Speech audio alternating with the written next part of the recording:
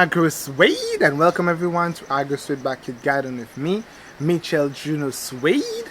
In this video feature, I just want to feature two special trees in my backyard garden. During the passage of Hurricane Maria, quite a lot of the trees around Dominica got damaged. A lot of them actually died. Some of them we thought they were alive. They died a few weeks to a few months later. I'm going to feature two main trees in my backyard garden that I feel to myself really got affected by Maria. Although they survived, they are struggling, and only one of the trees actually recovering quite well. First one is this coconut tree. Now, I had two beautiful coconut trees like this one in my backyard garden, and one completely died. I will show you where it was before it completely died. I've gotten another one to replace it. However, I did not plant it in the front of the garden. I planted it in the back of the garden. I will also try to feature it in this video so that I could show it to you. Now, I'm going to show you the coconut tree, and I'm going to show you the stem or the trunk of the coconut tree. The trunk of the coconut tree, you might see around your coconut tree have different lines around it. That is the lifespan basically of the tree. Every time one of these leaves come off, it will leave a ring around the coconut trunk, and that will allow you to appreciate how many leaves it had to drop to get to the height that it is. But my coconut tree actually went through Hurricane Maria and the leaves got battered. I had to try my best to take care of it to allow it to recover nicely. So far it is doing great, but I will show you how Hurricane Maria left it basically deformed, because the stem will not be as nice and as well shaped as an ordinary coconut tree. Another tree I'm going to show you, which basically is actually dying, is my Sour Sop tree. Okay, the Sour Sop tree actually withstand Hurricane Maria. It will withstand the wind. However, little did I know what happened. The main damage was under the ground. The main root system of the Sour Sop tree actually got damaged. So the tree was shaking a lot, so much so that I had to cut it. I just had to cut it. Almost 3/4 of the length that it was. I had to cut it down. It is alive, but it is very much struggling. So much so that I've got actually another Sour Sop tree to replace it in the position or the area where the first coconut tree was. So let's just go ahead so I could show you the different plants and how the hurricane actually affected and what it's like right now. Let's go ahead. So this right here is the coconut tree. I do apologize for the quality of the camera. It's very early in the morning because I've got to go to work. But this is the coconut tree. So this right here, just have a tire, and I have some compost material here to just keep the area moist. Actually, coconut trees don't really need a lot of water. They are survivors. We're going to talk about the stem. As you can see here, as I was explaining, you would appreciate the fact that you can see the rings here. This is basically before Hurricane Maria. All of this right here, the tree was doing nicely, growing very nicely. It is huge. It must be about 6 inches, of course. From here back to the front is about 6 inches, not the circumference but like the diameter. Right, so you can appreciate and see where all the leaves was dropping and it was growing out so nicely. From here is Hurricane Maria. As you can see, it's deformed. You can see how thin it's getting.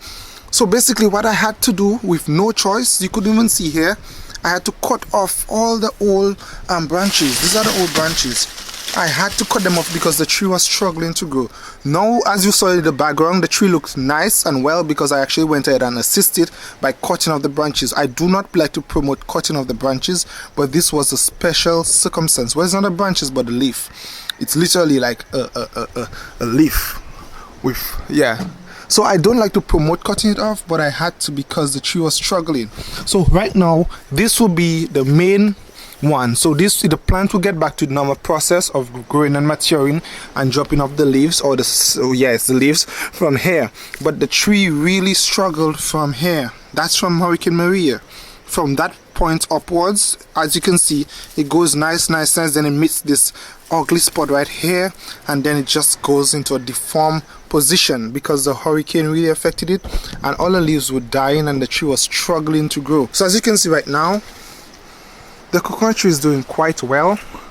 It is doing well as it's trying its best to recover. And another thing is that, allow me to see if that is still up issue. Okay, as you can see, maybe, I don't know if you can see it, the tree is actually recovering good with the root system. It was shaking quite a lot, so it's now recovering, sending out new roots into the soil. It was shaking quite a lot. It's much better now. Please ignore all the dead leaves you're seeing here. I had to cut down a few trees, not cut down completely, but I had to prune a few trees. Actually, let me just give you a view. I had to prune a few trees because they were big and I needed to get some sunlight in the garden. But don't worry, I pruned it when the moon was going down, so it's a process of keeping it short. So I'll eventually feature them. So here we have our Sour Sop tree. If you remember, the Sour Sop tree was huge, tall. I had to cut it down. And in cutting it down, I even observed better. I don't know if you can actually see it. I'm not sure. I may have to take a picture for you. But this part right here is dead.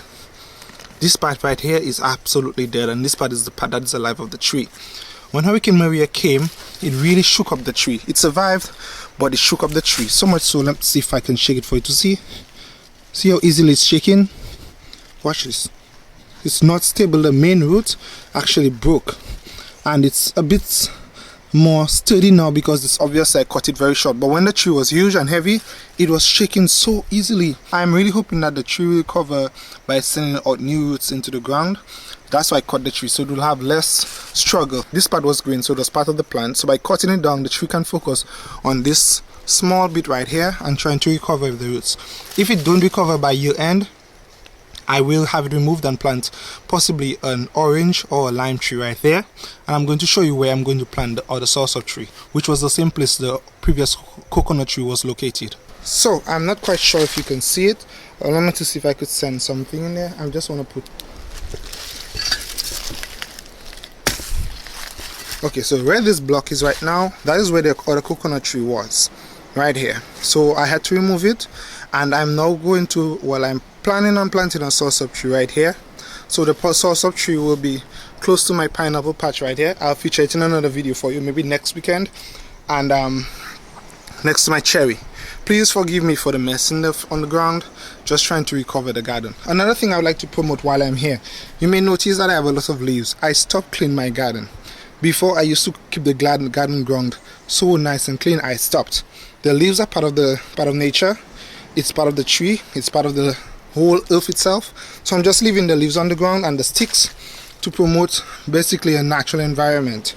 I want to show you something I just observed. Watch this. This is a moringa, guys. There was a moringa tree here growing that I did not want. I tried my best, my utmost best to get rid of it.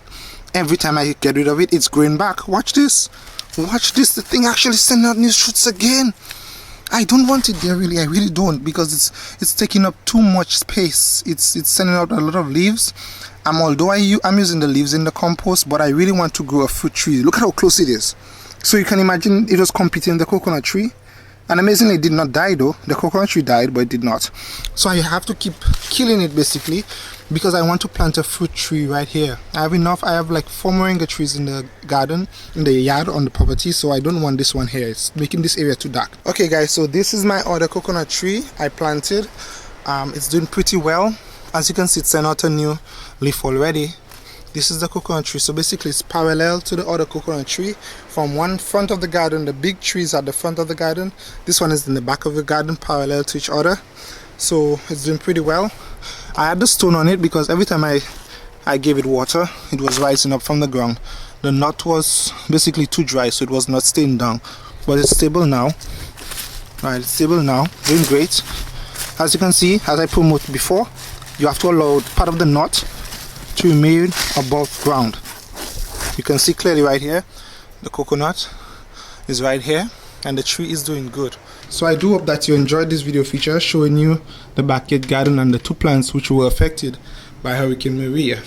Thank you so very much. Remember guys, the backyard garden in some ways will keep the doctors away, and Agrosuede is out. I love beauty. I love splendor. I'll do all so sweet and fair. Almost surely gaze in wonder at thy gifts so rich and rare.